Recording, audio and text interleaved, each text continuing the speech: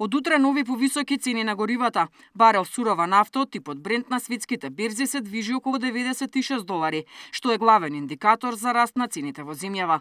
Откако во понеделникот на вонредна седница се намали акцизите за бензините за 1 динар, а за дизелот за 2 динари, премиерот Мицкоски вели дека состојбата постојано се следи, а владата е подготвена да интервенира во секој момент.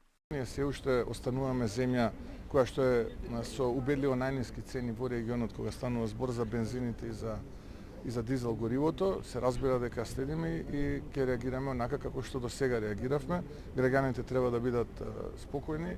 Ние и понатаму ќе продолжиме да бидеме држава со најниска цена на бензините и дизел горивото, иако тоа е берзански производ, ќе повторам, не е производ кој што зависи од тоа дали е некој подобар или полош предприемач или подобар или полош политичар, туку е берзански производ, сите купуваме од исто место, но за разлика од земјите во регионот ние имаме убедливо најниски цени и таа политика ќе продолжиме да ја водиме во периодот што следи, се разбира, ќе промптно ќе реагираме ако е потребно. Покрај можното намалување на ДДВ-то за горивата, владата разгледува и пакет антикризни мерки, кои би биле таргетирани кон одредени групи граѓани, но и укинување на ДДВ-то за храната. Предходната мерка со намалување само на акцизите, државната каса ја чинеше над 24 милиони евра.